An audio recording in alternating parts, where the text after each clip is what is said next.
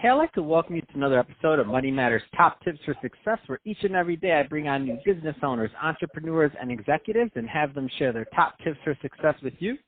My name is Adam Torres. You can follow me on Instagram at AskAdamTorres to keep up with my book releases, book tour schedule, signings, all that other good stuff.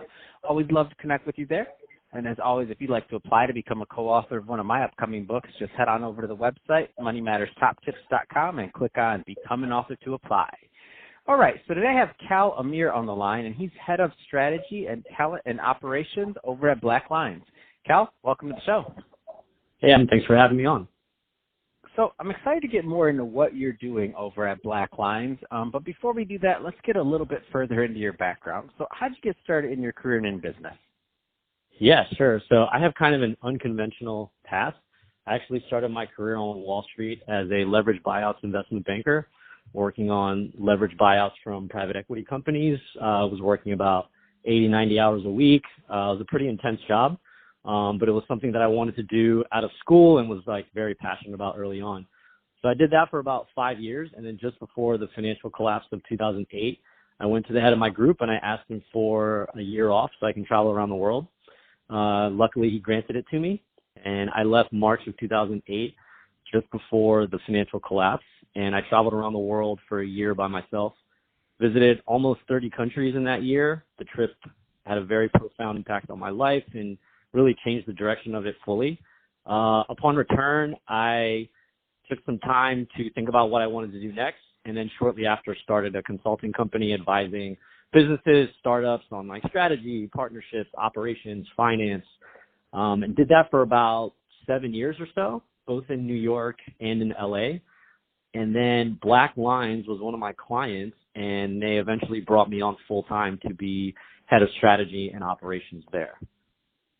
Man, what a great story. And if I heard you correctly, you dodged the 2008 meltdown by going on a trip, and you did it before it happened. And you happened to be in the space that a lot of things were going not so well at. What an amazing story. I've done over 1,000 interviews, and I don't think I know anybody else, or I've met another person that's dodged a collapse by something like that, other than myself. So in 2000, the way I dodged the tech wreck was I went to college.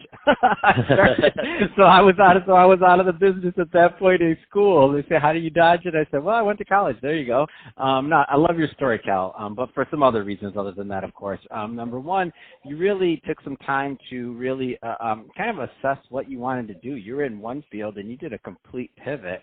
And obviously what you're doing now at Black Lines, which we're going to get into more, is much different than when you started in that financial path. But that being said, there's some other people listening right now that are maybe fresher out of school, or they're just kind of getting started in their entrepreneurial career. Now with you having the benefit of hindsight and being many years into your career, what kind of advice would you give to that newbie that's really out there trying to find their way? Yeah, it really depends on what you're trying to do, but at the end of the day, I feel like at some point you do need to put in the work. And what does that mean? That means that you need to surround yourself with people that are smarter than you, and you need to constantly be learning. If you're not learning, then you're falling behind. And so, I invested about 4 years into transitioning from finance into tech, where I took my time to learn this new industry, establish connections and networks, talk to my friends, really understand the business fully before I transitioned. But the fact that I did work 80, 90 hours a week for 5 years analyzing businesses and companies, I had a hard skill coming out of there. And so I feel like at some point along the way, you need to really do the work. And what I mean is that you just need to grind. And my grind and my investment in that was the investment banking career. And so, everyone's in a different position. Everyone's faced with different circumstances, personally and professionally. But at the end of the day, you really just need to roll your sleeves up and learn and do the work. I love that, and not too many people are willing to say that. The unpopular one, everybody likes to say, find your passion. Everybody likes to do that one, but nobody likes to say, hey, you just need to work. Yeah, I love it. It's real straightforward, and it's real, but it's true. It's like, to say you're working 80, 90, 100 hours a week is an easy thing to say, but to live it and actually do it is another thing. And I found that in my personal and anything I've ever done, really that real big breakthrough usually came at the other side of one of those stints of, 80, 90, 100-hour weeks that were going on for sometimes weeks, sometimes months, sometimes years in a row, just depending on different seasons in life and in your business and where they're at. So I love that advice, Cal. Let's switch it up a bit. I want to get into what you're doing over at Black Lines. So first, tell me a little bit more about the company, please. Sure. So Black Lines is a private community of content creators, influencers, and celebrities who have at least 1 million followers on their socials, who are brandable, and who are also aligned with causes. And so we're making it a bit difficult to get in because we want people who are genuinely good people and down to earth and really understand the dynamic of social good and want to use their power for good. Once the talent is let into the community, they get access to our private app. And our app is full of experiences like go hiking with a wolf, hang from a helicopter, and all these other various experiences from brands and causes. And effectively, our talent scroll through and they pick experiences that match their style of content from brands and causes who they want to work with. And when you connect talent to a brand or cause in that way, where the talent actually picks what they want to do, they end up creating content that's much more authentic and carries conviction versus being pitched something from somebody. And so really what we're trying to do is we're trying to elevate our community of people who actually have influence and who actually impact, and we're trying to elevate them and have them do more authentic brand and also use their power for good in working with causes. Man, I love the model. I love what you're doing, and I think it makes a lot of sense because realistically, people that have worked really hard or to gain their following, regardless of how that was gained or what platform they're on. So there's one thing in common, and that's that they all really do care about their followers and the type of content they're putting out, and they take it really seriously. So for the people that haven't really been in that situation and don't understand influencer marketing or what that means to be on that side of the coin, there's a lot of pressure. So what you're doing really is making it more accessible, and you're doing a lot of the vetting that would typically have to be done or that can't always be done for them, and creating these experiences. Wow, that's amazing. Can you give just to some of the listeners, because I don't want to assume that all of our listeners understand your space exactly. So can you just talk a little bit more about kind of the evolution of influencer and influencer marketing from your vantage point? Sure. So this is a new industry. There were influencers, but just in a different way, 10, 20, 30 years ago. But really over the last 5 to 7 years, the term influencers come out, and we don't really even use that term anymore because it doesn't really mean what it means for the members in our community. But effectively, I would zoom out a little bit and look at it in this way. Before you could put content out, right, there were certain gatekeepers, right? There was maybe like 4 networks, there was a bunch of movie studios, and those were really the ones who held the power to determine whether audiences wanted to see your personality or who you are, what it is that you're offering. There was a lot of, let's just say it was very murky, and it wasn't always a meritocracy.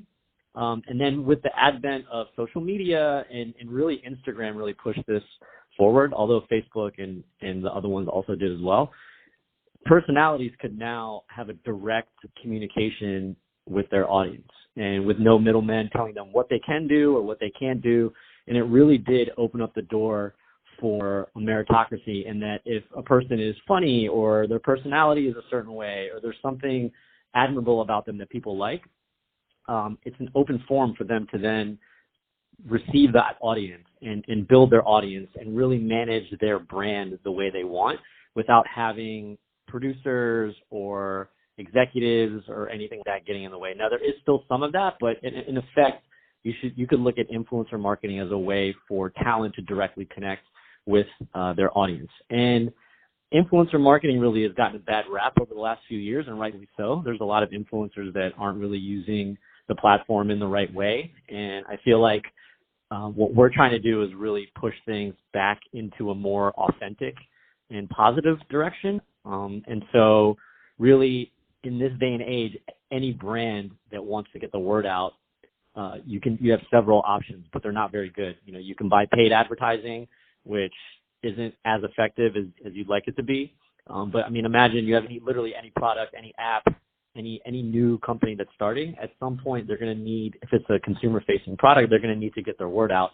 And oftentimes they turn to influencers for that, because the influencers are really the ones that the new generation of consumers are looking towards. And so if the influencer is careful, which most of them who build their audiences to over 1 million are, then they're very protective of their feed, and they know that their fans care about them, and they have a very personal relationship with them. So in doing so, they would be less likely to endorse services or products that they themselves might not use or they might not like. So what we're trying to do is we're really trying to push them towards picking things that they would want to do and picking brands who they want to work with. And oftentimes, we're curating both sides. We're curating the talent side, and we're also curating the brand. So we're not letting any brand on. The brand has to be, interesting, cool, fun. Usually we give preference to brands that have a social good component. And so that's really important to us. And so, that is really the authenticity, I feel like, is what has been stripped away in influencer marketing over the last few years. So that's what we're trying to restore. Man, that's awesome. I love the story, and it's just obviously going to be, I wouldn't even say the future, it's the present. It's what we're living in right now. It's just like a simple way of putting it is, somebody gets drafted and they decide to say what school they're going, or before they're drafted, they decide to say they're going pro and on their Instagram feed versus giving that interview to ESPN once upon a time, right? So you can kind of see what's down the line, where we're at, and I love it. I love what Black Lines is doing to facilitate that process and make it easier also on the influencers themselves or the people who have gained an audience in general.